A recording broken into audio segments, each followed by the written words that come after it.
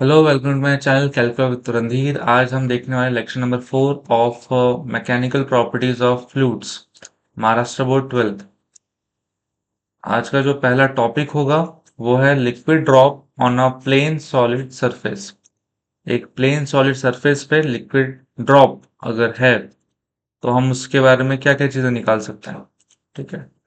सो पहले तो हमने ड्रॉप के बारे में पढ़ा कि drop because of surface tension he form हो पाता है। सरफेस टेंशन अगर नहीं होता तो ये ड्रॉप नहीं बनता। ठीक है, मतलब आप ऐसे बोलते हैं कि ये जो ड्रॉप है ये ड्रॉप ना होके ऐसा कुछ बन जाता कि पूरा सरफेस कोट कर देता, सरफेस पे पूरा बोल सकते हैं सरफेस वेट कर देता। ठीक है। सो कुछ चीजें यहाँ पे हम डेराइव करेंगे, जैसे कि एंगल के बारे में बात करेंगे। ठीक। So consider a liquid drop at equilibrium on the surface of a glass plate solid. Three interfaces are formed: solid, liquid, liquid air, solid air and liquid air। अब देखो यहाँ पे, तो अगर एक drop liquid drop solid surface पे है तो यहाँ पे कितने इंटरफेसेस बनेंगे। इंटरफेसेस मतलब ऐसा कुछ बाउंड्री बनेगा बिटवीन टू डिफरेंट मीडियम। तो जैसे आप देखोगे यहाँ पे, तो पहला बोला है सॉलिड लिक्विड। सॉलिड लिक्विड मतलब देखो, सॉलिड और लिक्विड के बीच का जो बाउंड्री है ये वाला एक इंटरफेस बन रहा है। ठीक है। फिर सॉलिड और एयर के बीच में, ठीक है, यहाँ का सॉलिड का हिस्सा और ये एयर का हिस्सा, ये एक सॉलिड और एयर का इंटरफेस बन रहा है। लिक्विड और एयर, ये आपका लिक्विड ड्रॉप और ऊपर एयर। सो ये जो इंटरफेस है ये आपका लिक्विड एयर का इंटरफेस है, जहां पे लिक्विड और एयर आपस में कांटेक्ट में है। सो यहाँ पे हम कुछ सरफेस टेंशन एज्यूम करेंगे। ठीक है, ये सरफेस जो इंटरफेसेस हैं इनके बीच में ही, जैसे आप सबसे पहले देखोगे, सो T1, ये सरफेस टेंशन किसके किसके बीच में आपको दिख रहा है, सॉलिड और लिक्विड के बीच में, ये T1 दिख रहा है। ठीक है। उसके बाद नेक्स्ट है T2, surface tension of the for the solid air interface. T2, आप देखो इसका इसका जो जहां पे ये है सॉलिड और एयर वाले इंटरफेस के बीच में आपको मिल रहा है। T3, लिक्विड और एयर, ये लिक्विड और एयर के बीच में जो इंटरफेस है वहां पे है आपका T3 surface tension. And theta is the angle of contact between solid and liquid. ठीक है, तो सॉलिड और लिक्विड के बीच में जो एंगल है वो है थीटा। ठीक है, तो ये है सॉलिड T1 और मतलब सॉलिड लिक्विड के बीच में, और यहाँ लिक्विड और एयर के बीच में। ठीक है, ये जो एंगल मिल रहा है इसको हमने थीटा बोला। अब यहाँ पे आप थोड़ा रिजोल्यूशन करोगे वेक्टर्स का। जैसे T3 को आप ध्यान से देखो, यहाँ पे T3 आपको दिख रहा है, तो T3 को आप रिजोल्व कर सकते हो इनटू टू कंपोनेंट। जैसे कि देखो यहाँ पे T3 के साथ ये जो कंपोनेंट बनेगा एंगल थीटा के साथ, इसको आप क्या बोल सकते हो, इससे आप बोलोगे T3 कॉस थीटा। और जो वर्टिकल कंपोनेंट है इसे आप क्या बोलोगे, T3 साइन थीटा। ठीक है, तो ऐसे तो हमने इसे रिजॉल्व कर दिया। इसके बाद आप क्या बोल सकते हो कि the drop is in equilibrium. Drop equilibrium में यानी कि जो नेट फोर्स है वो जीरो है ना, मूव नहीं कर रहा है, एक जगह पे पड़ा है। Therefore the horizontal component must balance each other. अब जैसे यहाँ पे आप हॉरिजॉन्टल कंपोनेंट्स की बात करोगे, तो हॉरिजॉन्टल कंपोनेंट जैसे कि राइट साइड में आप देख रहे हो तो T1 आपको दिख रहा है और T3 कॉस थीटा दिख रहा है। लेफ्ट साइड में आप देखोगे तो क्या दिखेगा आपको, T2। और ये दोनों की डायरेक्शन सेम है या अकेले की जो डायरेक्शन है दोनों से अपोजिट है, तो ये कैसे आपस में बैलेंस होंगे। मैं बोल सकता हूं कि जो T2 है ये दोनों के एडिशन के बराबर होगा। ठीक है, क्योंकि ये दोनों अपोजिट है।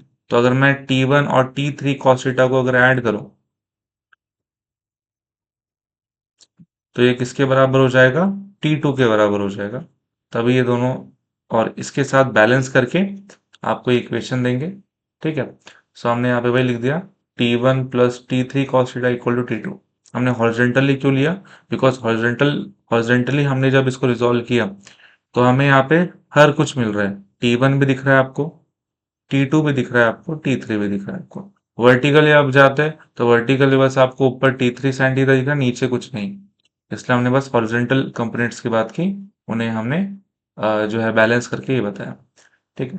उसके बाद आप ये जो T1 है इसे आप राइट साइड में शिफ्ट करो तो माइनस हो जाएगा। अगर मुझे कॉस निकालना है तो मुझे T3 भी भेजना पड़ेगा, यहाँ पे मल्टीप्लाई हो रहा है फिलहाल, अब हो जाएगा ये डिवाइड। ठीक है। हाँ सॉरी, यहाँ पे सो कॉस, और इसको हम भेजेंगे यहाँ पे डिवाइड। तो एक फॉर्मूला मिलेगा आपको कॉस का, T2 minus T1 upon T3। ठीक है, ये इंपॉर्टेंट फॉर्मूला है। अब इसके ऊपर से हम कुछ चीजें यहाँ पे बता पाएंगे, जैसे कुछ कंडीशन लेके हम शेप ऑफ मेनिस्कस डिफाइन कर पाएंगे।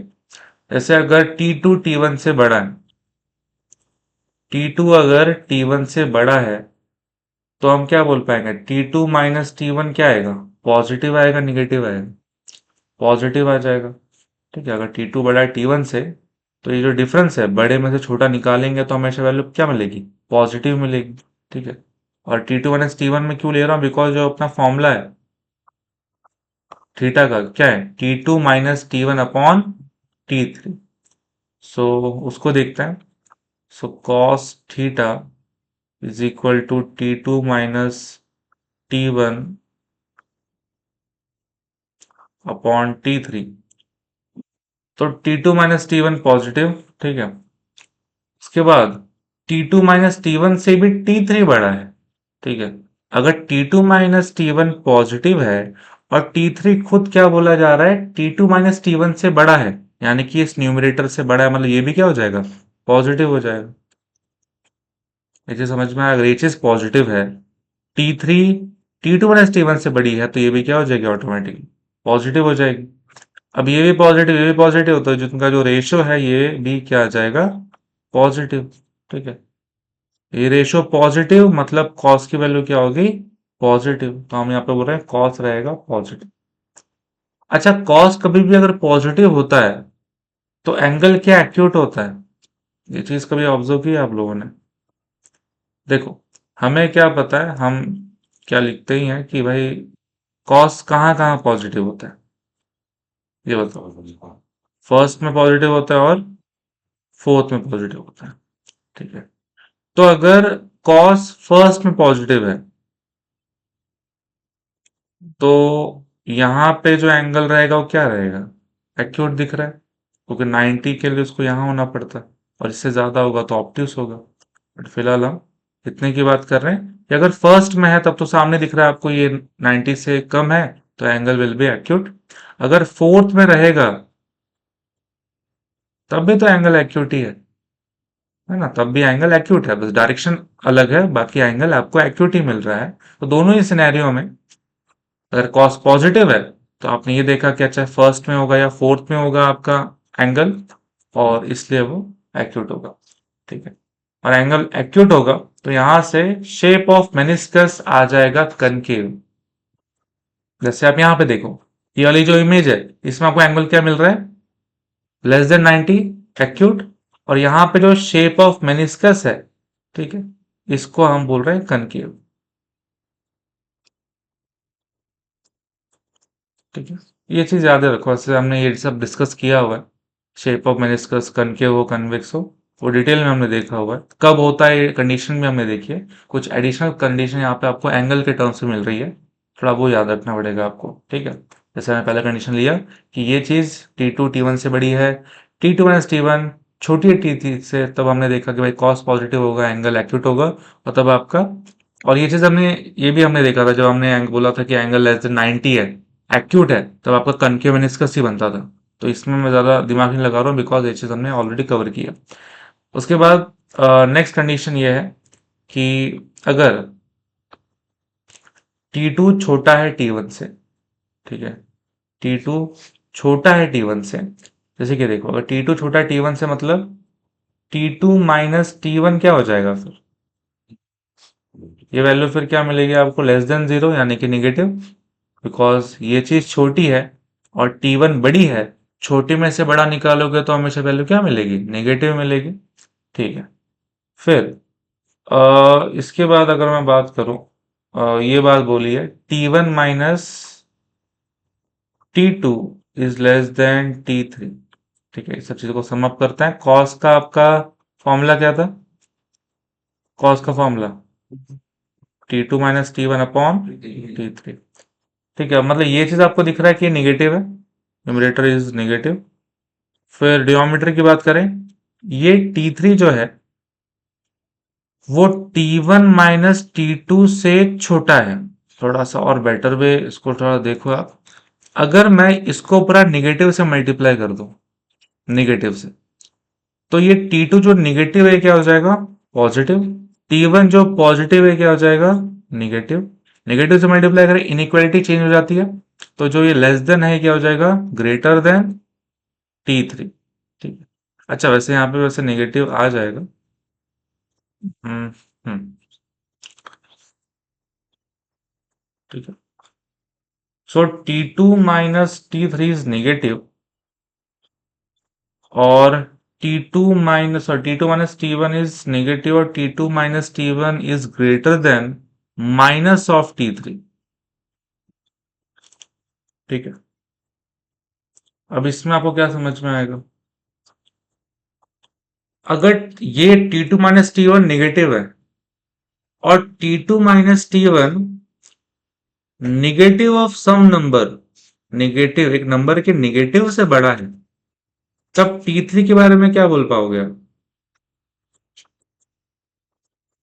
अगर मेरा T3 पॉजिटिव हो जाए, T3 अगर पॉजिटिव रहेगा, बस इतने की बात कर रहा हूं। ठीक है, अगर इतना जो T3 अगर ये पॉजिटिव हो जाएगा, तो माइनस लग के क्या हो जाएगा? ये नेगेटिव। ठीक है, तो नेगेटिव से बड़ी वैल्यू बोल रहे हैं, अंडरस्टैंडेबल, क्यों? बिकॉज T2 - T1 ये जीरो से तो छोटा है, तो अगर T2 - T1 की मैं अगर एक और रिलेशन की बात करूं, तो बोलने में गलत नहीं लग रहा है कि भाई कोई निगेटिव वैल्यू से बड़ा होगा। समझ में आ रहा है आपको ये चीज? देखो, मैं ये बोल रहा हूँ कि ये जीरो और T2 - T1 इससे छोटा है। ठीक है, मतलब निगेटिव वाले साइड में कहीं आ रहा होगा। ठीक है, और मान लो कहीं यहां पे आ रहा है, मैं ये बोल रहा हूं कि ये T2 - T1 जो है, ये माइनस ऑफ सम नंबर उससे बड़ा है। ठीक है, तो माइनस ऑफ सम नंबर कुछ हो सकता है, मान लो यहाँ पे कोई मैं ले लूं -7, और मेरा ये नंबर है -5। T2 - T1 की जो वैल्यू -5 है, तो -5 आप क्या बोलोगे? -7 से क्या है? बड़ा है। -7 से राइट साइड में, तो वो बड़ा होगा। तो इसलिए बात सही लग रही है, इसमें मुझे गलती नहीं मिल रही है। कब? जब T3 जीरो से बड़ा है। ठीक है, जब T3 पॉजिटिव है। ठीक है, बट अगर मैं ये केस लूं, T3 अगर मैं निगेटिव लेके चलूं, T3 अगर मैं निगेटिव लूंगा, बाहर एक और निगेटिव साइन है, निगेटिव निगेटिव क्या हो जाएगा? पॉजिटिव। मतलब यहां पे ये वैल्यू, इतनी जो पूरी वैल्यू हो जाएगी, ये हो जाएगी पॉजिटिव। मुझे क्या मिलेगा? T2 - T1 greater than zero. But हमारा केस क्या है? T2 - T1 less than zero, और मैं जब T3 की निगेटिव वैल्यू ले रहा हूं, तो मुझे कुछ ऐसा मिल रहा है which is impossible, which is a contradiction. मतलब ये वैल्यू पॉसिबल होगी क्या? नहीं होगी। कौन सी वैल्यू पॉसिबल होगी? T3 is greater than zero. ठीक है, मतलब मेरा numerator is negative, denominator T3 is positive. बताओ फ्रैक्शन क्या होगा? ऊपर नेगेटिव, नीचे positive, fraction will be negative. Fraction अगर नेगेटिव, मतलब कॉस भी क्या होगा? नेगेटिव। ठीक है, अब अगर कॉस नेगेटिव होता है, इतना सा समझ में आ गया? ठीक है, कॉस अगर नेगेटिव होता है, तो वही बात है, कॉस नेगेटिव कहाँ कहाँ होता है? Second quadrant and third quadrant.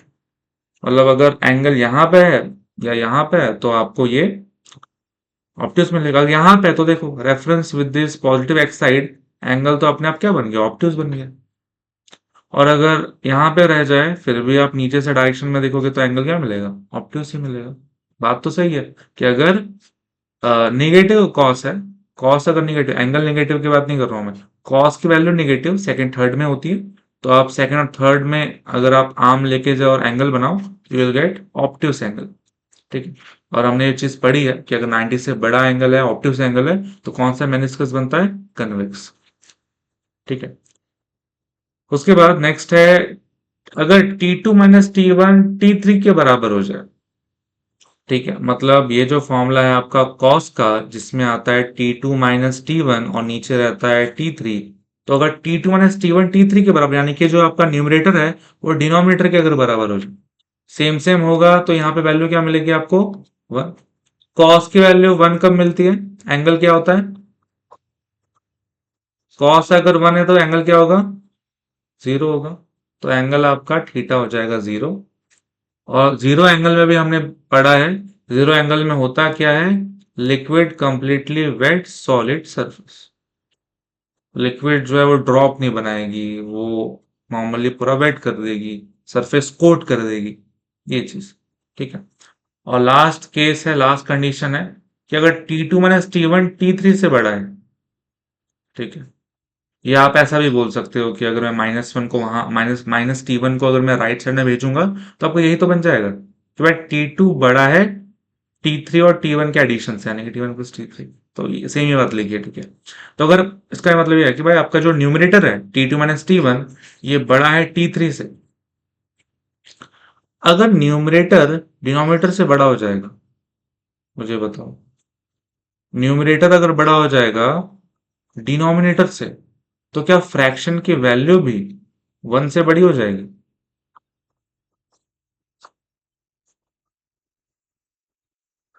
अगर न्यूमरेटर 10 है, डिनोमिनेटर है 5, वैल्यू क्या मिलेगी आपको? 2, greater than 1, which is greater then 1। Numerator कभी भी अगर डिनोमिनेटर से बड़ा होता है, तो value will be greater than 1, which is logical है। तो यहां से मैं बोल सकता हूं कॉस क्या रहेगा? 1 से बड़ा रहेगा। कॉस 1 से बड़ा हो सकता है, साइन और कॉस की रेंज ही -1 to 1 होती है। -1 will be the minimum value, 1 will be the maximum value. But मैं यहाँ पे क्या बोल रहा हूँ? 1 से भी बड़ा, 1 से भी बड़ा, जो कि पॉसिबल नहीं। तो ये कंडीशन बिल्कुल भी पॉसिबल नहीं, it is a impossible case. और यहाँ पे अगर ऐसा हो गया, मान लो अगर ऐसा हो ही जाता है, तो हम ऐसा बोलेंगे liquid is spread over the solid surface and drop will not be form. Liquid इतने अच्छे तरीके से पूरा स्प्रेड आउट हो जाएगा ऑन द सॉलिड कि ड्रॉप बनेगा नहीं। ठीक है, यहाँ पे भी आप कुछ ड्रॉप देख सकते हो, it is a real case. यहाँ पे भी ड्रॉप आपको मिल सकता है, यहाँ पे आप जीरो नहीं बोलेंगे, हम ऐसा बोलेंगे भाई क्लोज टू जीरो। ठीक है। बट ये जो केस है तो पूरी तरह से इम्पॉसिबल है। बट अगर ये हो जाए, ये हाइपोथेटिकल केस अगर हो जाए, तो ड्रॉप फॉर्म होगा ही नहीं किसी भी चीज का, किसी भी चीज का, किसी भी लिक्विड का, खासकर जो ऐसा कंडीशन शो कर रहा है, उसका ड्रॉप फॉर्म नहीं होगा। और पूरा का पूरा वो स्प्रेड आउट हो जाएगा ओवर द सॉलिड सरफेस। तो एक कंडीशन देखो, फॉर्मूले में लगा के देखो, कॉस की जो वैल्यू मिल रही है उसके हिसाब से एंगल ऑफ कांटेक्ट, और एक्यूट हो गया, ऑप्टिक्स हो गया, जीरो हो गया, इसके लिए हमने केसेस लेके पढ़े हैं अच्छे तरीके से, कनकेव, कन्वेक्स, और जो है आपका वेट कर दे सॉलिड सरफेस को, ये सब हमने पढ़ा हुआ है। और ये इम्पॉसिबल जो केस है ये एक्स्ट्रा। ठीक। नेक्स्ट है आपका factors affecting the angle of contact. क्या क्या चीजों से आपका एंगल ऑफ कांटेक्ट अफेक्ट होगा, इसकी वैल्यू चेंज होगी, वो हम देखेंगे यहाँ पे।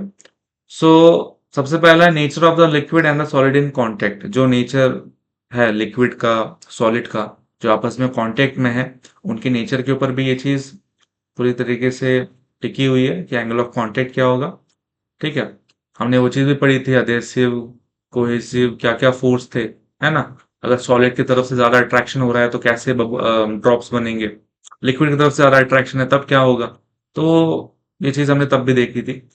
प्रेजेंस ऑफ इम्प्योरिटीज, अगर इम्प्योरिटी प्रेजेंट है इनसाइड द लिक्विड, तब भी आप देखोगे कि जो एंगल ऑफ कांटेक्ट है वो चेंज होगा। जैसे हमने देखा था कि अगर इम्प्योरिटी लिक्विड में आ जाती है, तो सरफेस टेंशन जो है वो बढ़ जाता है।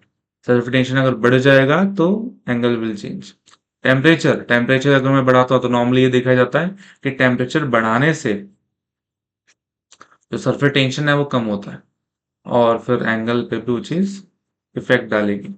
नेक्स्ट है effect of impurities on surface tension of a liquid. Impurity डालता हूं अगर मैं लिक्विड में, तब क्या क्या इफेक्ट आएगा? पहला तो है इफेक्ट ऑफ सॉल्युबल इम्प्योरिटी। अगर इम्प्योरिटी सॉल्युबल है, इम्प्योरिटी पूरे तरीके से मिक्स हो चुकी है, डिसॉल्व हो चुकी है इनसाइड द लिक्विड, तब क्या होगा, जैसे कि एग्जांपल भी यहाँ पे दिया है कि अगर सॉल्युबल सब्सटेंस, जैसे कि मैं अगर सॉल्ट डालता हूँ पानी में, ठीक है, तो सरफेस टेंशन यहाँ पे बढ़ जाएगा, सरफेस टेंशन बढ़ जाएगा अगर मैं ऐसी इम्प्योरिटी डालता हूँ जो कि उस लिक्विड में डिसॉल्व हो जाए। जैसे कि एग्जांपल दिया है, नमक डालता हूं मैं अगर पानी में, डिसॉल्व होगा और उससे जो पानी का सरफेस टेंशन है वो बढ़ेगा। नेक्स्ट है effect of partly soluble impurity. अगर मैं ऐसा इम्प्योरिटी डाल रहा हूं जो कि कंप्लीटली सॉल्युबल नहीं है ना, कुछ परसेंटेज ही उसका जो है वो सॉल्युबल है inside the liquid, into the liquid, जैसे कि यहाँ पे एग्जांपल दिया है कि फिनॉल, ठीक है, या डिटर्जेंट आप ले लो जो कि कंप्लीटली मिक्स नहीं होता पानी में, कुछ उसका कंपोनेंट ही मिक्स हो पाता है, तो यहाँ पे सरफेस टेंशन क्या होगा, डिक्रीज होगा, इंक्रीज नहीं होगा, उल्टा हो रहा है, यहाँ पे डिक्रीज हो रहा है, ठीक है। और अगर बिल्कुल ही वो जो इम्प्योरिटी वो इंसॉल्युबल है, 1% भी अगर वो डिजोल्व नहीं होता है लिक्विड में, ठीक है, तब भी आप देखोगे कि जो सरफेस टेंशन हो क्या होगा, डिक्रीज ही होगा। तो याद रखो, अगर इम्प्योरिटी सॉल्युबल है, डिसॉल्व हो जाता है, तो फिर सरफेस टेंशन इंक्रीज करेगा, अदरवाइज थोड़ा ही सॉल्युबल है या बिल्कुल ही सॉल्युबल नहीं है, इनसॉल्युबल है, तब तब आप यही देखोगे कि सरफेस टेंशन यहाँ पे डिक्रीज होगा, ठीक है। उसके बाद इफेक्ट ऑफ टेम्परेचर, ये तो हमने देखा सरफेस टेंशन में कि अगर मोस्ट लिक्विड के लिए आप ये देखते हो कि अगर मैं टेम्परेचर को बढ़ाता हूं तो सरफेस टेंशन क्या होगा, डिक्रीज ही होगा। और अगर एक और चीज है, surface tension of a liquid become zero eight critical temperature, एक ऐसा टेम्परेचर आपको मिलता है बढ़ाते बढ़ाते टेम्परेचर पे आपको ऐसी एक वैल्यू मिलेगी जब सरफेस टेंशन की वैल्यू जीरो हो जाएगी, क्लोज टू जीरो हो जाती है, ठीक है। नेक्स्ट है excess pressure across a free surface of a liquid. ये क्या चीज है देखो, सबसे पहले every molecule on a liquid surface experience on force on both sides due to surface tension. जैसे कि कोई मॉलिक्यूल है ऑन द सरफेस, तो उस पे जो फोर्स लगेगा वो दोनों साइड लगेगा, आगे पीछे लेफ्ट राइट, है ना, अपोजिट डायरेक्शन में हमेशा उस पे फोर्स लगेगा, बिकॉज मैंने आपको पहले ही बताया कि सरफेस जो है वो as a elastic membrane behave करता है, जैसे कि घिंचा हुआ है, ठीक है, स्ट्रेस्ड है। तो स्ट्रेस्ड है मतलब कोई भी अगर मॉलिक्यूल है सरफेस पे, तो उस पे फोर्स स्ट्रेचिंग नेचर में, लेफ्ट में राइट में आगे पीछे लगता रहेगा ऑन बोथ द साइड, तो इनका जो इफेक्ट है वो बैलेंस हो जाता है, इसलिए वो जो मॉलिक्यूल है वो मूव नहीं करता। The direction of the resultant force of surface tension acting on a molecule on the liquid surface depends on the shape of that liquid surface. और जो ये चलो यहाँ पे लेफ्ट में गया, राइट में गया, ये हम एग्जांपल वैसे प्लेन का ले रहे हैं, तो अगर ऐसा कुछ हो रहा है तो हम उनका फिर रिजल्टेंट वेक्टर देखेंगे, जैसे कि इस केस में रिजल्टेंट वेक्टर जीरो हो जाएगा इस केस में, बिकॉज लेफ्ट में राइट में इक्वल एंड अपोजिट फोर्स है, रिजल्टेंट वेक्टर आपको मिलेगा नहीं, ठीक है, जीरो हो जाएगा, इसलिए इस पे जो नेट फोर्स है आप जीरो बोल सकते हो। जैसे कि यहाँ पे देखो, प्लेन लिक्विड सरफेस का एग्जाम्पल है, जहां पे आप ये जो सरफेस देख रहे हो क्या है, एकदम प्लेन है, ठीक है, ऐसा या ऐसा सरफेस नहीं है, एकदम प्लेन सरफेस है, तब का एग्जांपल है कि यहाँ पे आप देखोगे, द रिजल्टेंट फोर्स, मान लो एफ टी, ये क्या रहेगा, जीरो रहेगा, बिकॉज लेफ्ट में इतना फोर्स है, राइट में इतना फोर्स है, कैंसिल आउट होके there will be no net force, no resultant force. The force F A itself decides the pressure, and the pressure at A and B is the same। यहां पे एक important बात क्या बोला है कि आप यहाँ पे दो पॉइंट देख सकते हो, एक ए पॉइंट है जो कि सरफेस से जस्ट ऊपर है, और एक बी पॉइंट है जो कि सरफेस से जस्ट नीचे है। ए और बी पॉइंट पे जो प्रेशर होगा वो सेम होगा, ये इंपॉर्टेंट बात है, या आप ये एज अ प्रॉपर्टी याद ही रख लो, बहुत काम की चीज है कि अगर प्लेन सरफेस है तो प्लेन सरफेस के जस्ट ऊपर जो प्रेशर होगा और जस्ट जो नीचे प्रेशर होगा वो दोनों क्या होगा, सेम होगा। सरफेस प्लेन है तभी। ठीक है। जैसे कि ए वाले पॉइंट में कौन सा प्रेशर होगा, जो एटमॉस्फेयर के द्वारा है। बी वाले पॉइंट पे लिक्विड के द्वारा आप ले सकते हो pressure, liquid plus atmosphere almost. तो ये दोनों ही आपको ऑलमोस्ट सेम वैल्यूज मिलेंगी। ठीक है, डेरिवेशन में काम आएगा ये। ठीक है, तो पहला आपका हो गया प्लेन सरफेस है तब ऐसा हिसाब है। ठीक है, there will be no resultant force. A और बी पे दोनों में प्रेशर सेम रहेगा। अब मान लेते हैं अगर कन्वेक्स लिक्विड सरफेस है, अगर सरफेस कुछ ऐसा कर्व्ड है, ठीक है, रियलिस्टिक थोड़ा बना है तो कुछ ऐसा सरफेस है। ठीक है, कंटेनर है, सरफेस कुछ ऐसा है, तब आप क्या बोलोगे, एक तो इसका जो शेप है ये अपर कन्वेक्स है। ठीक है, अपर कन्वेक्स शेप इसे हम बोलेंगे। और the resultant force due to surface tension Ft on a molecule at B is vertically downwards and adds up to the downward force Fa. अब अगर मैं सरफेस पे देखूं तो सरफेस पे जो रिजल्टेंट फोर्स है वो क्या लग रहा होगा, जैसे कि अगर ये कोई मॉलिक्यूल मान लो एक सरफेस पे है, तो बिकॉज इसका जो सरफेस है वो कर्व्ड है, तो जो वेक्टर्स वाले फोर्स वाले वेक्टर्स को तो खींच रहे हैं नो डाउट, बट इनका डायरेक्शन क्या होगा, इनका डायरेक्शन होगा थोड़ा सा नीचे की ओर। देखो जैसे अगर सरफेस कुछ ऐसा है, तो एक वेक्टर का फोर्स यहां लग रहा होगा, एक यहां लग रहा होगा, मतलब एकदम स्ट्रेट नहीं दिख रहे आपको। प्लेन में क्या था, एकदम स्ट्रेट था दोनों ही वेक्टर, बट यहाँ पे स्ट्रेट दिख रहे हैं क्या, नहीं, थोड़े बेंट हैं। यहाँ पे कुछ एंगल आपको मिलेगा, यहाँ पे तो 180 था, बट यहाँ पे कुछ आपको मिलेगा 170 175 कुछ एंगल मिलेगा। उससे क्या होगा, जो रिजल्टेंट वाला फोर्स का वेक्टर है वो कहाँ मिलेगा आपको, वर्टिकली डाउन। क्योंकि देखो हम बनाते कैसे हैं, अगर एक वेक्टर ऐसा है एक वेक्टर एक्स है, तो एक जो आपका रिजल्टेंट वाला है वो एकदम बीचों बीच से जाएगा, एकदम बीचों बीच से। वैसे ही ऐसे दो वेक्टर आपको दिख रहे हैं, जो रिजल्टेंट है एकदम बीचों बीच से जाएगा, इसलिए हम बोल रहे हैं जो रिजल्टेंट है वो वर्टिकली डाउनवर्ड है नीचे की ओर, एफ टी वेक्टर ये वाला। ठीक है, and adds up to the downward force F A वाला फोर्स कौन सा है, ये वो फोर्स है बिकॉज ऑफ एटमोस्फेरिक प्रेशर, वो तो हमेशा नीचे की ओर लगेगा।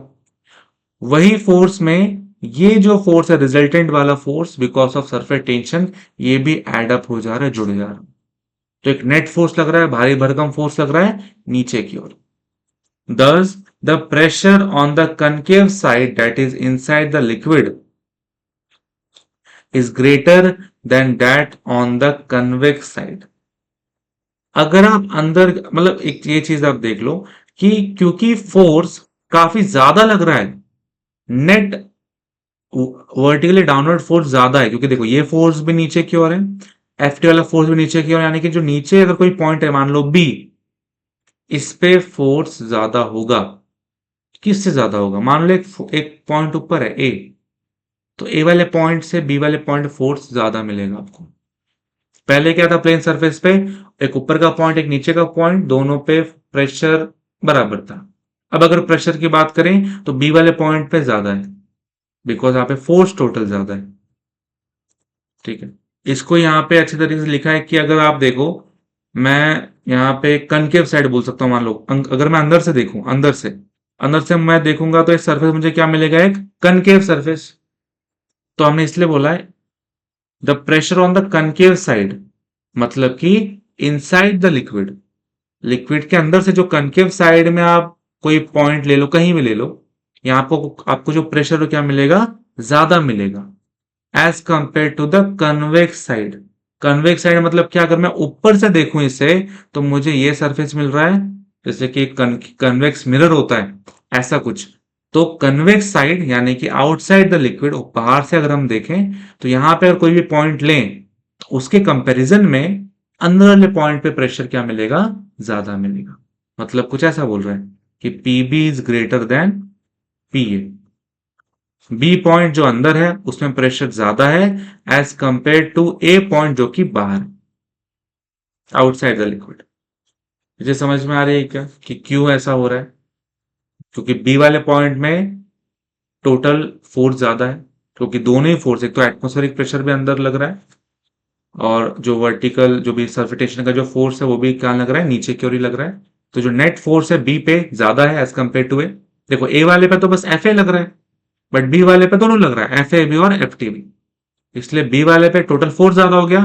फोर्स अगर ज्यादा होगा तो फोर्स अपॉन एरिया क्या होता है, प्रेशर। फोर्स ज्यादा तो प्रेशर भी ज्यादा, इसलिए बी वाले पॉइंट में प्रेशर ज्यादा है एज कंपेयर टू ए वाला पॉइंट। क्लियर है ये? ठीक है। इसके बाद कनकेव की बात करें, कनकेव लिक्विड सरफेस मतलब ऊपर से जब आप इसको देखोगे तो कनकेव शेप आपको मिलेगा। ऊपर से कनकेव है, अंदर से जाओगे लिक्विड से तो कन्वेक्स मिलेगा। ये चीज समझ में आ रही है? कनकेव कन्वेक्स समझ में आ रही है आपको? ये कनकेव, यहां से अगर देखूं तो ये है कन्वेक्स। अच्छा, यहां से जाएंगे तो ये कनकेव है, पीछे से जाएंगे तो ये कन्वेक्स बन चुका है। यहां से जाएंगे तो ये कन्वेक्स है, यहां से जाएंगे तो ये कनकेव बन गया। मतलब फ्रेम ऑफ रेफरेंस की बात है। So if the free surface of liquid is concave, तो आप यहाँ पे सरफेस टेंशन की बात कर सकते हो। On the molecule B is vertically upwards. देखो बी वाला मॉलिक्यूल है, अब क्योंकि आपका जो सरफेस है कुछ ऐसा है, तो बी पॉइंट मान लो यहाँ पे कहीं है, अगर सरफेस पे है मान लो, तो यहाँ पे जो फोर्स लग रहा होगा, अब यहाँ पे आप ये देखो सरफेस है कहाँ पे, सरफेस यहाँ से ऊपर की ओर है, तो एक फोर्स यहाँ लगेगा, एक फोर्स यहाँ लगेगा। अब ऊपर की ओर, अब ये दोनों ही फोर्स का जो रिजल्टेंट वेक्टर है कहाँ आएगा, यहाँ आएगा। अब कहाँ हो गया, ऊपर की ओर। इसलिए अब हम बोल रहे हैं कि अब ये वर्टिकली अपवर्ड्स है। एफ टी वाला फोर्स देखो आप, वर्टिकली अपवर्ड। बट स्टिल जो एटमोस्फेरिक प्रेशर है उसका जो फोर्स है वो तो नीचे है। ठीक है। इससे हम क्या बोल सकते हैं, एक तो ये हो गया कि भाई दोनों का जो फोर्स का डायरेक्शन है क्या हो गया, अपोजिट हो गया। पहले सेम सेम था डाउनवर्ड, अब अपोजिट है। ठीक है। Therefore, the net downward force responsible for the pressure B is less than A. अब जो टोटल फोर्स है नीचे, क्योंकि देखो दोनों में देखा जाए ज्यादा फोर्स ये वाला है, एटमॉस्फेरिक प्रेशर का जो फोर्स है वो ज्यादा है एज कंपेयर टू ये सफिकेशन का फोर्स। ठीक है, इतना ज्यादा प्रेशर होता है एटमॉस्फेयर का, नो डाउट ये ज्यादा है। तो अगर मैं कंपेयर करूं, ठीक है, मैं कोई ए पॉइंट ले रहा हूं which is outside the liquid, इसे बस एक ही फोर्स लग रहा है। ठीक है, जो फोर्स यहां पे लग रहा है एफ ए, उसका जो प्रेशर है मान लेते हैं पी ए। बी वाले पॉइंट जो कि जस्ट नीचे है सरफेस के, इस पे फोर्स क्या लग, इस पे प्रेशर क्या लग, फोर्स क्या लग रहा है पहले ये देखिए।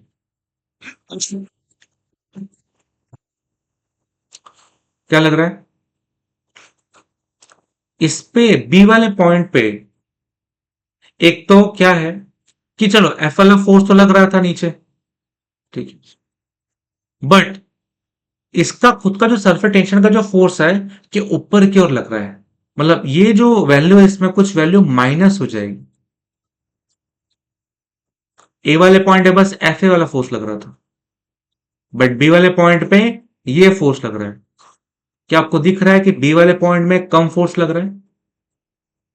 ए वाले पॉइंट में कुछ वैल्यू है, बट बी वाले पॉइंट पे वो वैल्यू में कुछ वैल्यू माइनस हो चुकी है। मतलब बी वाले पॉइंट में फोर्स क्या हो गया, कम हो गया। बी वाले पॉइंट पे अगर फोर्स कम हो गया तो प्रेशर भी क्या हो गया, कम हो गया। मतलब ए वाले पॉइंट में प्रेशर ज्यादा है, बी वाले पॉइंट में प्रेशर कम है। ठीक है, तो हमने यहां पे वही बोला कि जो फोर्स रिस्पॉन्सिबल है for the pressure B is less than A, मतलब वही है कि pressure at A is greater than pressure at B. This develop a lesser pressure at point B. ठीक है, कम प्रेशर मिलेगा आपको बी वाले पॉइंट पे, which is inside the liquid. B वाले पॉइंट कहाँ है, पानी के अंदर है। And on the convex side of the meniscus. Convex side मतलब जैसे अगर आप यहां से अंदर से जाओ तो आपको कन्वेक्स वाला साइड मिलेगा। Thus, the pressure on the concave side that is outside the liquid is greater than that on the convex side that is inside the liquid. तो अगर आप बाहर से देख रहे हो तो क्या साइड मिल रही है आपको, कनकेव मिल रही है। और बाहर वाले साइड पे जो प्रेशर है पी है वो ज्यादा है एज कंपेयर टू अंदर वाले प्रेशर। अंदर मतलब कन्वेक्स साइड से जो प्रेशर है उसके मुकाबले। ये चीजों में आप एक चीज कॉमन देखोगे। क्या कॉमन देखोगे? कि हमेशा जो कनकेव वाली साइड है वहां पे प्रेशर ज्यादा होता है। मेनिस्कस कोई भी बने, सरफेस पे ऐसा आपको शेप मिले या ऐसा आपको शेप मिले, हमेशा जो कनकेव वाली साइड है वहां पे प्रेशर ज्यादा मिलता है। इसके लिए कनकेव वाली साइड कहाँ है? ऊपर से जाएंगे तो कनकेव साइड मिलेगा, मतलब जो इसके ऊपर पॉइंट है वहां पे आपको क्या मिलेगा? प्रेशर ज्यादा मिलेगा। हमने यहां पे वही बात की कि बाहर वाला पॉइंट जो पी है वहां पे प्रेशर ज्यादा है। इसके पहला वाला जो केस था, इसके लिए कनकेव वाली साइड कहां पे है? यहां पे, मतलब लिक्विड के अंदर।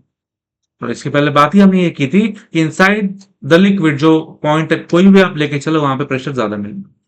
उतना दिमाग लगाना नहीं है आपको, बस इतना सोचना है कि अच्छा कौन से डायरेक्शन से कनकेव साइड मिल रहा है। अगर ऊपर से कनकेव साइड मिल रहा है तो भाई ऊपर ही पॉइंट मिलेगा जहां पे प्रेशर ज्यादा है।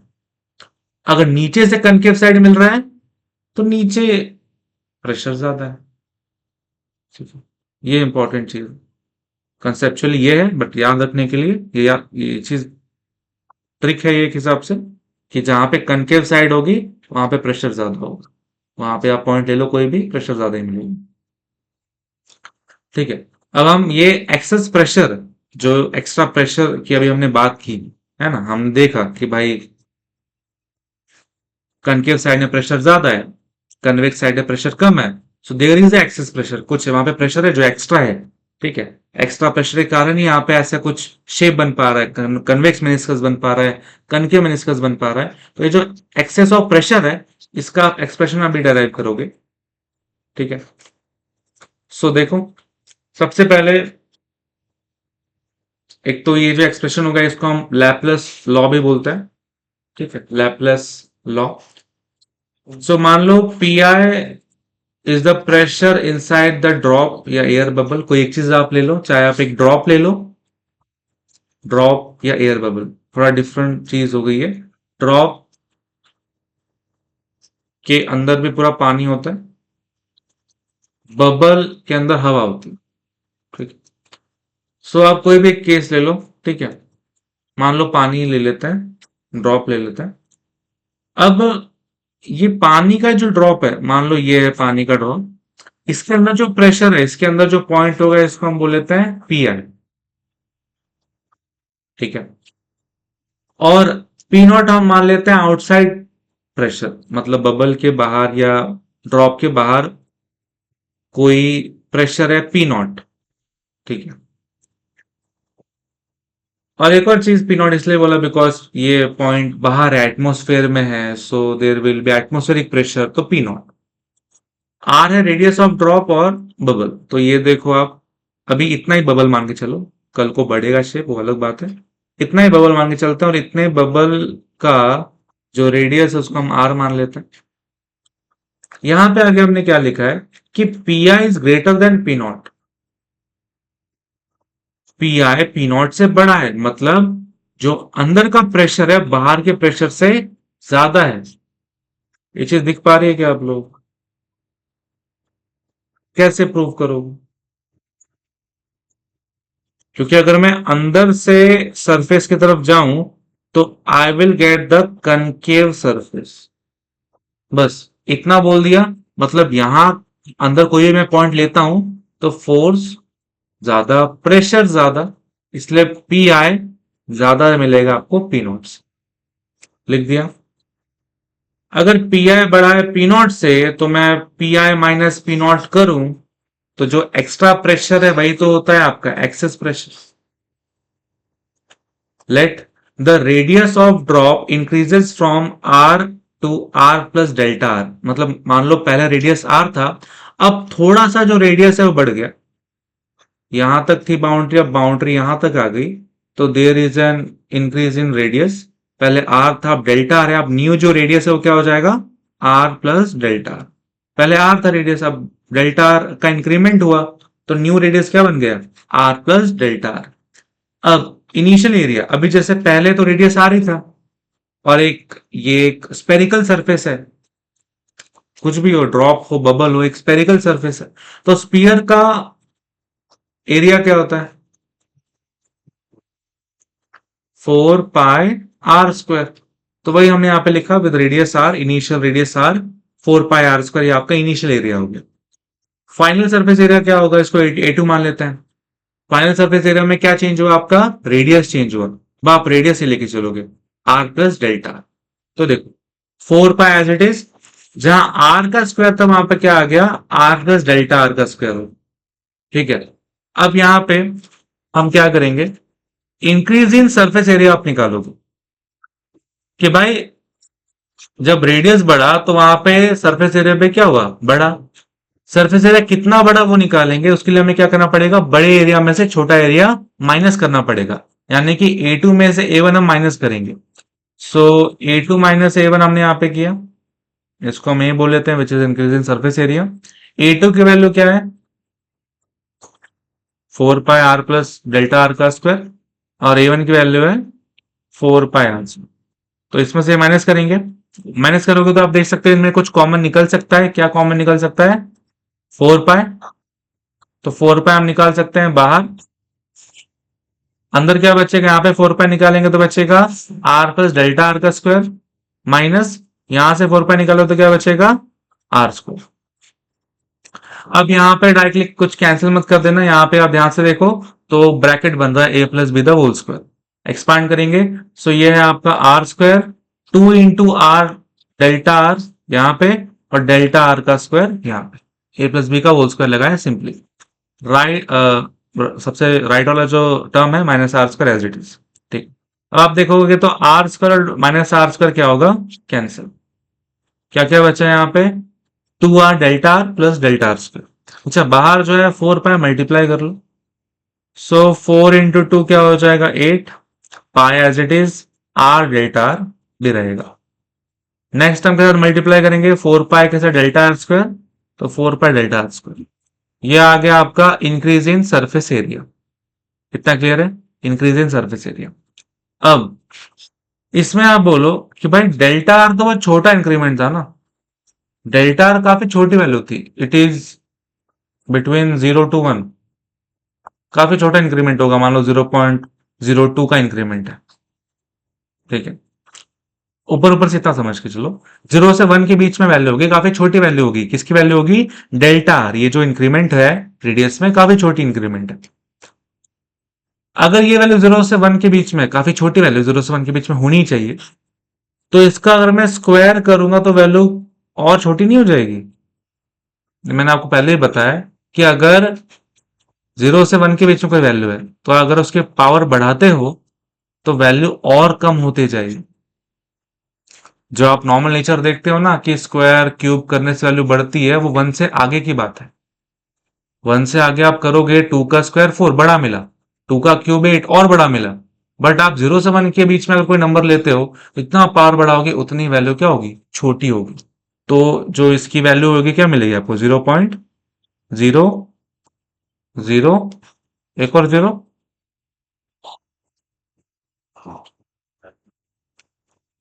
एक और जीरो, 4। तो करके देख लेते हैं। कितने खाली बैठे हैं हम लोग, 2 2 जा 4, 0 0, 0 0 0, 0 0 0, 4 0 0 0 0। ठीक है, 4 नंबर के पहले पॉइंट चाहिए, 1 2 3 4, यही तो लिखा था शायद, है ना। कोई बात नहीं। तो नंबर था 0.02, स्क्वायर करके नंबर और छोटा नहीं हो गया, बहुत छोटा हो गया।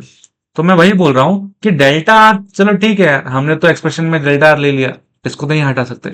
बट इसका जो स्क्वायर आ गया वो और छोटा होगा, इसको मैं इग्नोर कर सकता हूं। तो इस पूरी टर्म में डेल्टा आर को छोटा बोल के डेल्टा आर गायब मत कर देना, जब दोनों दोनों टर्म गायब हो जाएंगे, जीरो हो जाएगा। नहीं, डेल्टा आर छोटा है तो डेल्टा आर का जो स्क्वायर है ये और छोटा होगा। So we can ignore delta R square. Delta R square को आप निग्लेक्ट कर सकते हो, मतलब जीरो मान सकते हो, और 0 इंटू समथिंग इज 0। क्या बचा बस, 8 पाई आर डेल्टा आर बचा। ये आ गया आपका इंक्रीज इन एरिया। ठीक है, इसको आप डीए बोल लो। उसके लिए फिर आप यहाँ पे आगे भी डीए बोल दो, ठीक है, क्योंकि ये चेंज हो जाएगा। पहले हमने ए माना था, फिर अभी डेल्टा नहीं, डीए ऐसा नहीं करो, डीए ही मानो। इंक्रीज इन एरिया, ये आ गया आपका 8 पाई आर डेल्टा आर। इसके बाद नेक्स्ट है कि भाई वर्क डन की बात करें अगर हम, कि भाई यहाँ पे कितना काम किया गया होगा वो सरफेस टेंशन के द्वारा। बिकॉज अगर ये बबल है या कोई ड्रॉप है तो सरफेस टेंशन है, और उसके द्वारा कितना काम हो रहा है, उसके फोर्स के द्वारा कितना काम हो रहा है। तो आपको मैंने एक फॉर्मूला बताया था। एक तो आपने टेंशन का फॉर्मूला जो है, तो फोर्स अपॉन एरिया तो देखा ही था, कुछ वैसे टर्म में था कुछ। और दूसरा क्या था, वर्क अपॉन एरिया, याद है ये? यहीं से मैंने इसकी यूनिट आपको बताई थी, जूल पर मीटर स्क्वायर।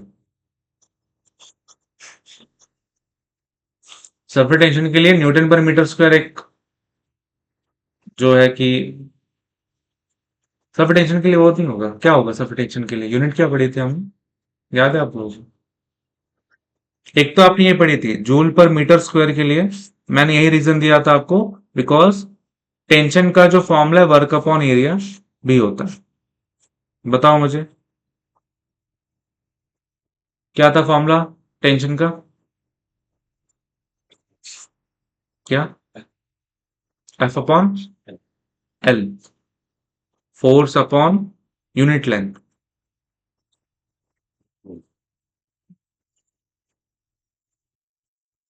एक ये पढ़ा था,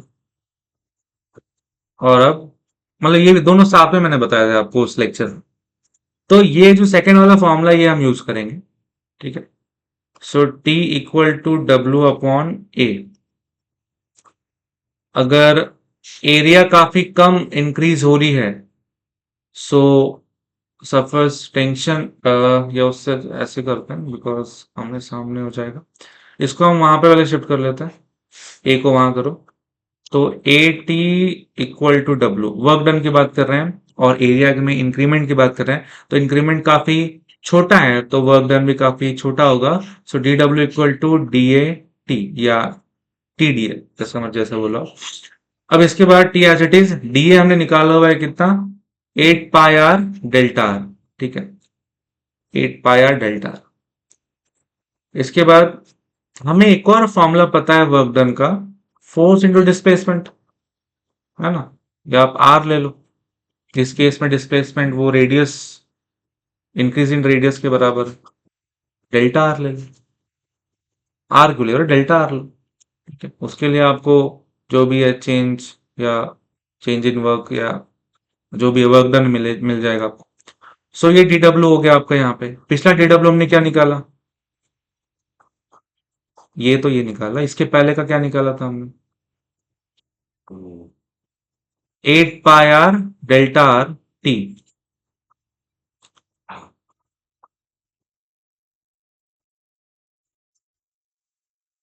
ठीक है। इनको हम इक्वेट भी करेंगे कल को, ठीक है, इक्वेट कर लेंगे। उसके पहले आप यहाँ पे देखो, excess force is given by, excess force को मैं क्या बोलूंगा, excess pressure into surface area. Pressure क्या होता है, फोर्स अपॉन एरिया। तो अगर मैं फोर्स की बात करूं, एरिया को मैं वहां भेजूंगा, तो force equal to P into A. तो ये बोला है कि भाई excess force is given by excess pressure into surface area. तो F equal to, excess pressure को मैं क्या बोलूंगा यहाँ पे, कि भाई पी आई बड़ा है पी नॉट से, तो एक्सेस प्रेशर क्या हो जाएगा, P I minus P naught into surface area. Area हमने यहाँ पे निकाला हुआ था, ठीक है, एरिया 4 पाई आर स्क्वायर। पहले आप ये लिख लो, फिर हम जब चेंज लगाएंगे तब हम देखेंगे, डी ए डालेंगे। ये नॉर्मल फॉर्मूला हो गया आपका, ठीक है।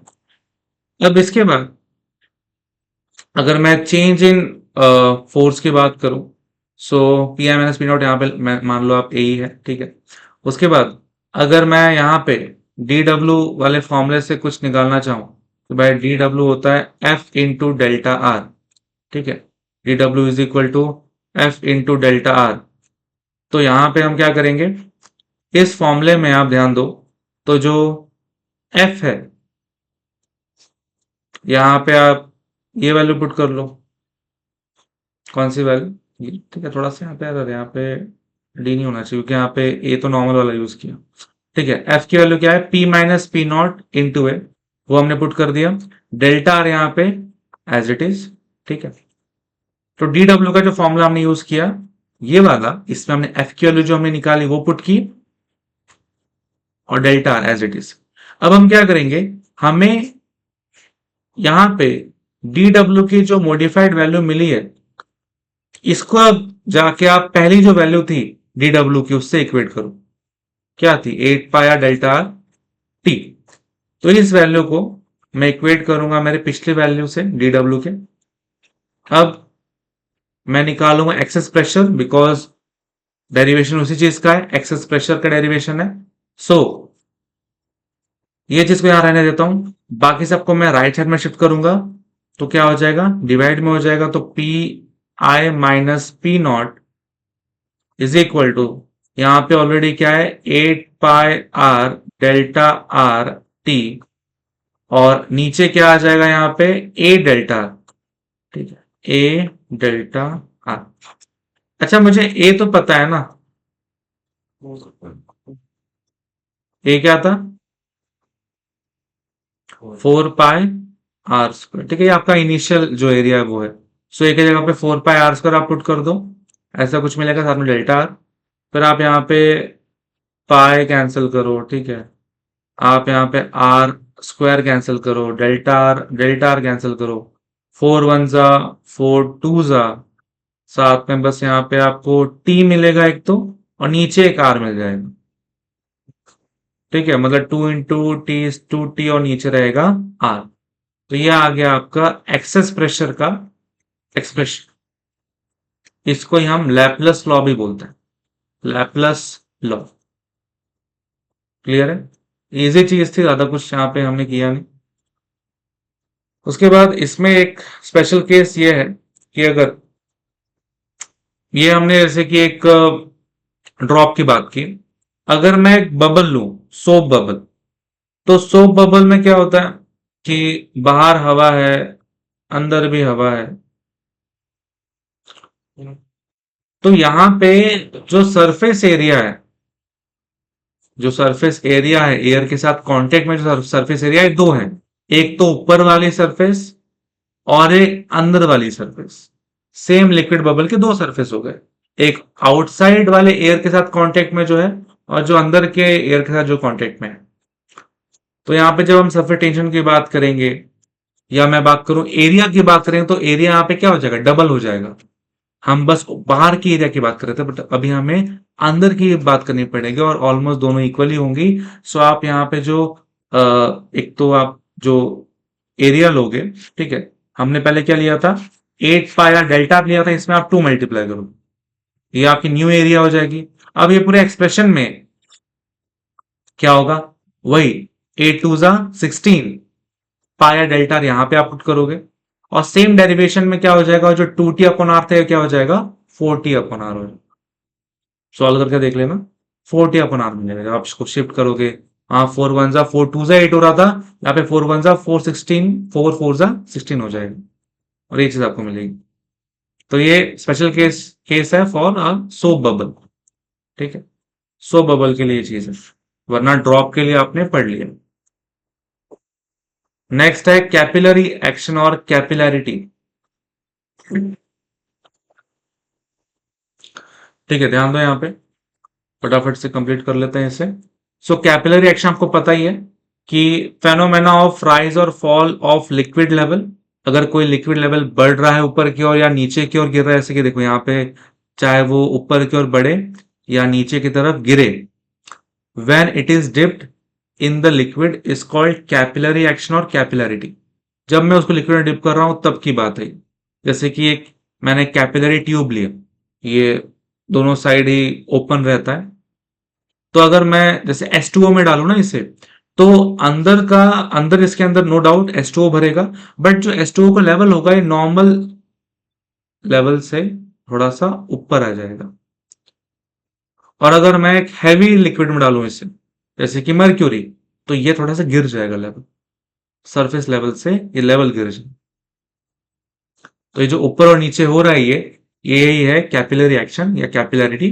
और इसके काफी सारे एप्लीकेशंस हैं। पहला है कि oil rises up the wick of a lamp. जैसे आपने ऐसा कुछ देखा होगा, जैसे कि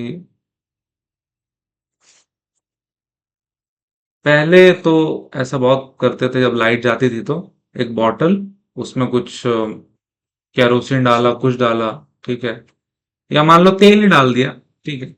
सो यहाँ पे अंदर तेल भरा है, एक कपड़ा हमने अंदर तक ले लिया, ये उसको उसमें डिप करके, और यहाँ पे आग लगा दी। तो वो क्या करेगा, सेम दिया, दिए का भी हम ले सकते हैं। तो जैसे आग लगा दिया, अभी ये जलता रहता है। कैसे? बिकॉज ये पूरा जो तेल है ये इस कपड़े से ऊपर की ओर ट्रेवल कर रहा है और ऊपर जाके टॉप पे जल रहा है, ठीक है। तो ये जो एक्शन है भी कैपिलरी एक्शन ही हुआ ना, बिकॉज यहाँ पे ट्रेवल कर रहा है लिक्विड नीचे से ऊपर की ओर। फिर क्लॉथ रैक सक्स वाटर। जैसे कोई अगर मैं एक कपड़ा ले लूं, तो पानी में डालूंगा, या ऐसे जैसे पोछा जो होता है, पानी को आप साफ करें तो क्या कर रहा है वो कपड़ा, उस पानी को सोख ले रहा है, सक आउट कर ले रहा है। तो वो चीज है, ये भी कैपिलरी एक्शन के कारण ही है कि कैसे उसके पोर्स में आके वो घुस जा रहे हैं पानी। Water rises up the crevices, crevices जो भी बोलो, इन रॉक्स। वैसे पतले पतले दरार होते हैं चट्टानों में, पतले पतले, तो पानी जो है नीचे से ऊपर तक ट्रेवल कर जाता है, ठीक है, ये चीज भी होती है। जैसे कहीं अगर बरसात है तो वहां पे चट्टानों में पानी बहुत टाइम तक रह जाता है। एक तो ऊपर जब सूखेंगे तो सूखेंगे, बट नीचे का जो पानी वो भी पतले पतले दरारों से ऊपर की ओर आके उनको गीला करता रहता है, नीचे से ऊपर जा रहा है, जो कि एंटी ग्रेविटी वाली बात हो गई। पॉसिबल है बिकॉज ऑफ कैपिलरी एक्शन, ठीक है। ऐसे बहुत सारे एग्जांपल मिलेंगे, आप सर्च कर सकते हो। सो इसमें आप देखोगे पहला, fall of liquid level in case of mercury in glass capillary. जैसे हमने ग्लास कैपिलरी लिया और यहाँ पे अगर मैंने मर्क्यूरी यूज किया, तो आपने क्या इमेज देखी थी कि ये जो अंदर वाला हिस्सा है ये कहाँ जाएगा, नीचे जाएगा, ठीक है। सो ऐसा क्यों हो रहा है, पहले कुछ एजम्पशन, मान लो मर्क्यूरी ले लिया, बहुत बढ़िया। ऊपर से अपर कन्वेक्स सरफेस मिलेगा आपको, नो डाउट, बिकॉज एक हैवी लिक्विड है। सो ऐसा होता है नो डाउट कि ऊपर से ऐसा जो है कि कन्वेक्स वाला हिस्सा मिल जाता है। उसके बाद यहाँ पे हम मान लेते हैं कि ए वाला पॉइंट जो है कन्वेक्स सरफेस तरफ है। ए वाला पॉइंट कहाँ है, कन्वेक्स सरफेस तरफ है। बी वाला पॉइंट बिलो, मतलब कन्वेक्स सरफेस के नीचे है, और इनसाइड द कैपिलरी है, ठीक है। कैपिलरी के अंदर की बात करें, ए वाला भी कैपिलरी के अंदर है बट सरफेस के ऊपर, बी वाला कैपिलरी के अंदर बट सरफेस के नीचे। कैपिलरी क्या, कैपिलरी ट्यूब, ये जो है ना, इस ट्यूब की बात कर रहा हूं मैं। फिर सी वाला point above the plane surface है। सी वाला पॉइंट का है, प्लेन सरफेस के ऊपर है, but outside the capillary, capillary के बाहर आ चुका है ना ये पॉइंट। और डी वाला पॉइंट भी आउटसाइड द कैपिलरी है but below the plane surface, ठीक है। इसके बाद PA, PB, PC and PD, ये सब वैल्यूज हैं किसके, प्रेशर के, at point A B C and D. मतलब मैं यही सब चारों पॉइंट में प्रेशर मान लेता हूं, पीए, पीबी, पीसी एंड पीडी। अब यहां पे आप ध्यान दो, मुझे पता है हमेशा the pressure on the concave side is always greater than on the convex side. Concave side में जब प्रेशर आप देखोगे, कनकेव साइड में हमेशा प्रेशर क्या रहेगा, ज्यादा रहेगा as compare to the convex side. मतलब क्या, कि अगर मैं बात करूं, ठीक है, ये मैं अभी आगे अप्लाई करूंगा, पहले आप ये देख लो, पीबी और पीबी बड़ा होगा पीए से, इनसाइड द कैपिलरी, ये बी पॉइंट, ये ए पॉइंट। कनकेव वाली साइड कहां से, ऊपर से या नीचे से, नीचे से, क्योंकि नीचे से आप देखोगे तो कनकेव वाला शेप मिल रहा है आपको, इसलिए बी वाले पॉइंट में प्रेशर ज्यादा होगा ए वाले पॉइंट, हमने अभी अप्लाई किया था, बबल में भी अप्लाई किया था, ठीक है। सो बी वाले पॉइंट में प्रेशर ज्यादा होगा ए वाले पॉइंट के मुकाबले। सो हम बोल सकते हैं पीबी इज ग्रेटर देन पीए। अच्छा, एक और चीज हमने ये चीज पहले भी अप्लाई की है कि ए और सी सेम लेवल पे पॉइंट, एटमोस्फेयर पे सेम लेवल पे पॉइंट है, तो दोनों में प्रेशर क्या होगा, सेम होगा। तो पी और पीसी बराबर होगा। ए पॉइंट पे प्रेशर और सी पॉइंट पे प्रेशर क्या होगा, बराबर होगा। अच्छा, सी और डी पे प्रेशर बराबर होगा बिकॉज मैं यहां पे मान रहा हूं ऑलमोस्ट प्लेन सरफेस है।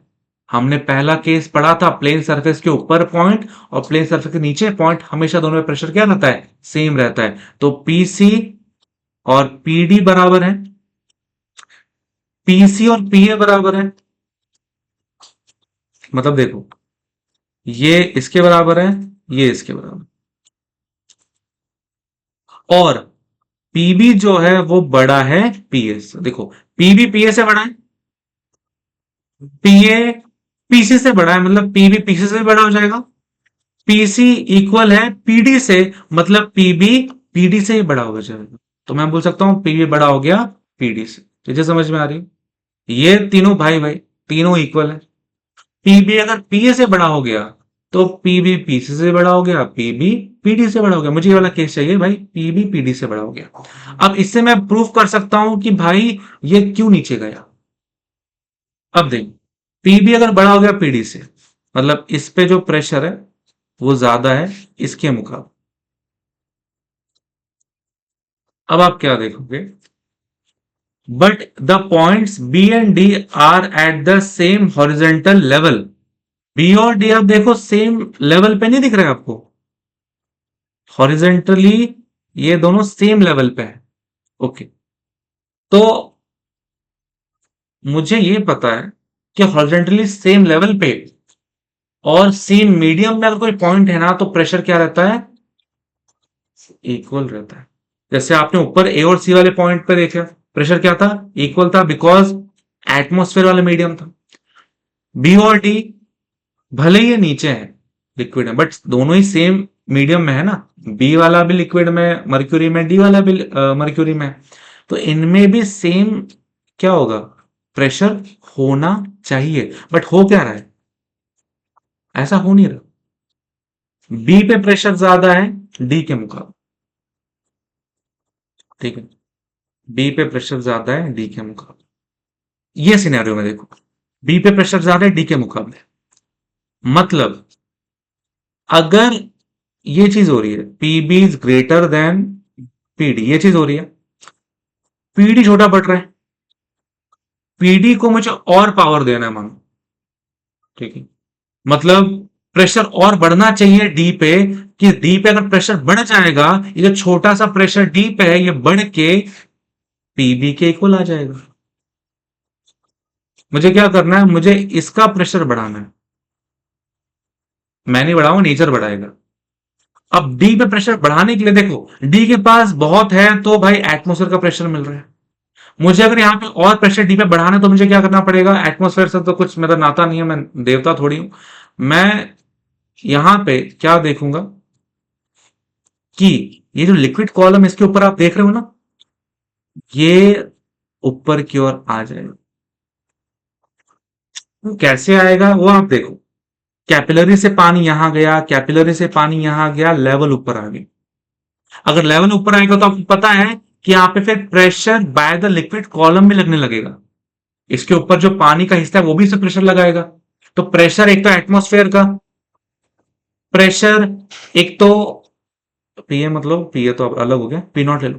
प्रेशर एक एटमॉस्फेयर का, बट वो स्टिल कम पड़ रहा था, स्टिल ये छोटा हो रहा था बी वाले पॉइंट से, बी वाले प्रेशर से। यहाँ पे और प्रेशर चाहिए मुझे, कैसे मैं इसको टक्कर दूं। तो यहाँ पे अपने आप पानी यहां से यहां, यहां से यहां चला गया और यहाँ का लेवल राइज हुआ कि अब यहाँ पे एडिशनल प्रेशर आ गया by the liquid column H rho G. याद है आपको? तो उसका और इसका सबका समावेश मिलके जाके फिर टक्कर दे रहे थे ये बी वाले को। और ये चीज टक्कर देने में क्या हो गया, ये लिक्विड आजू बाजू का राइज हुआ और इनडायरेक्टली अंदर का फॉल हुआ और कुछ ऐसा बना। समझ में आ रहा है? क्लियर है एकदम? ठीक है, सेम एप्लीकेशन यहां पे आप देखोगे, जब लिक्विड राइज करेगा, पानी की बात करें तो लिक्विड ऐसा राइज करता है, तो सेम चीज है। वैसे ही हमने बात की, पानी रख लिया अंदर, ऊपर से मान लेते हैं कि भले ये प्लेन दिख रहा है बट स्टिल कनके वाला मैंने इसका आपको दिख रहा है हल्का सा, नेचर ही उसका क्या करेंगे। उसके बाद वही सब लिया हमने, A point, B point, C point, D point. उसके ऊपर के जो प्रेशर है P A, P P C and P D respectively at those points, ठीक है। और वही है, ए और सी सेम हॉरिजॉन्टल लेवल पे, B and D same horizontal level पे, उसे हमने एज्यूम करके लिख दो। अच्छा लगता है एग्जामिनर को, आपको भले ही ना लगे। बाकी आपको भी लगेगा जब आप देखोगे ना ये सब फालतू चीज लिख के पेज भर जाता है ना। और मेन बात तो मेन बात इतनी होती है, अब आप इतनी मेन बात लिख के कितना मार्क्स ले लोगे। ठीक है, इसलिए बस पकौड़ों से पेट नहीं भरता, दाल चावल से खाओगे तभी पेट भरेगा, इसलिए दाल चावल मानो इसे, ये स्टार्टर वार्टर मानो। ठीक। इसके बाद देखो यहाँ पे, तो डायग्राम अगर मैं देखूं यहाँ पे, ठीक है, ये वाला पहले आप देखो।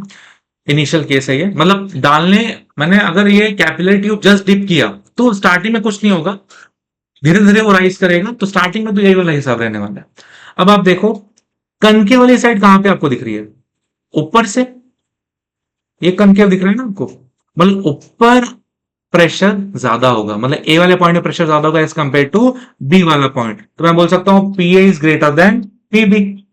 बढ़िया, ठीक है। फिर आगे बात करते हैं। Okay, P A is greater than P B. फिर ए और सी सेम हॉरिजॉन्टल लेवल पे, सेम मीडियम में, सो पी ए बराबर पी सी। ठीक है। सी और डी यहां पे हमेशा ये क्या रहेगा, ये आपका प्लेन सरफेस रहेगा, सो यहां पे मैं बोल सकता हूं कि पी सी प्लेन सरफेस के ऊपर पॉइंट, प्लेन सरफेस के नीचे पॉइंट, ये भी क्या होगा, बराबर होगा। तो मुझे बताओ, पी ए बड़ा है पीबी से, ठीक है, या आप ऐसे ले लो, ठीक है, पीबी छोटा है, सॉरी यहाँ पे मैं क्या ले रहा था, मैं खुद भूल गया, ध्यान से बना लेता हूँ थोड़ा। सो पी ए बड़ा है पीबी से, ये हमने लिया था, ठीक है। उसके बाद हमने ये दो केस और लिए, ठीक है। अब आप ये देखो कि अगर पी ए बड़ा है पीबी से, पी ए पीसी से इक्वल है, और पीसी पीडी से इक्वल है, तो मैं क्या बोल सकता हूं कि पीडी बड़ा होगा पीबी से, बोल सकता हूं ना, नहीं बोल सकता। यहां देखो, ऐसे आप बोलो पी ए बड़ा है पीबी से, अब आप पी ए को पकड़ लो। अच्छा, पी ए पीसी से बड़ा, पी ए पीसी के इक्वल है, पीसी पीडी के इक्वल है, मतलब क्या पीडी में पुट कर देता हूं ना यहाँ पे, तो पी ए की जगह पे पीडी पुट कर दिया, पीडी भी बड़ा होगा पीबी से। अब आप आओ यहाँ पे, मतलब मैं ये बोल रहा हूं कि पीडी बड़ा है पीबी से, बट मुझे ये पता है D and B same level पे, हॉरिजॉन्टल लेवल पे, सेम मीडियम में, सो कुछ ऐसा होना चाहिए था, इक्वल होना चाहिए था। ठीक है, छोटा क्या पड़ा, पीबी, स्ट्रॉन्ग करना है इसको हमें, ठीक है, एम्प्लॉयमेंट देंगे, इससे स्ट्रॉन्ग बनाएंगे सोसाइटी के लिए। अब सोसाइटी के लिए स्ट्रॉन्ग बनाने के लिए क्या करना पड़ेगा, देखो पीबी को, इस वाले प्रेशर को अगर मुझे स्ट्रॉन्ग बनाना है, वही बात है, ऊपर पानी भर दो। कौन भरेगा, हम नहीं, नेचर भरेगा, मतलब यहां का पानी यहां आ जाएगा, और इसका लेवल राइज होगा। अब इसके ऊपर बी वाले पॉइंट पे पानी ऊपर ज्यादा होगा, तो additional pressure by liquid column में यहां पे मिलेगा ऑन बी, तब इसका इंपावरमेंट होगा, पीबी बढ़ेगा, और जो छोटा पीबी था पीडी से, वो बराबरी पे खड़ा हो जाएगा। और ये सब बराबरी पे करने में क्या हो गया, inside the capillary tube the liquid rises, और आजू बाजू का लगभग थोड़ा सा नीचे गिरेगा तभी तो ऊपर जाएगा। तो ये चीज हो जाएगी आपकी लास्ट। क्लियर है आपको, ठीक है, कंसेप्ट थे, बट क्लियर रखना पड़ेगा आपको रिवीजन करके, ठीक है। सो यहीं तक था अपना लेक्चर। इनकेस डाउट रहे तो कमेंट करके पूछ सकते हो, अगर वीडियो अच्छा लगे लाइक करो, शेयर करो, चैनल को सब्सक्राइब करो। डाउट रहे कुछ और टॉपिक रिलेटेड, मे बी उसके बारे में मैंने पहले देख लिया है, ठीक है, बहुत सारे ऐसे टॉपिक थे, चाहे वो कनक्यू मेनिस्कस हो, कन्वेक्स मेनिस्कस हो, उसके बारे में कंडीशंस हमने पढ़ी है ऑलरेडी पिछले लेक्चर में, वो आप देख के आओ, फिर ये और बेटर आपको समझ में आएगा। बाकी रिवीजन करते रहो, मिलते हैं नेक्स्ट लेक्चर में, तब तक के लिए ध्यान रखो, पढ़ते रहो। Thank you so much.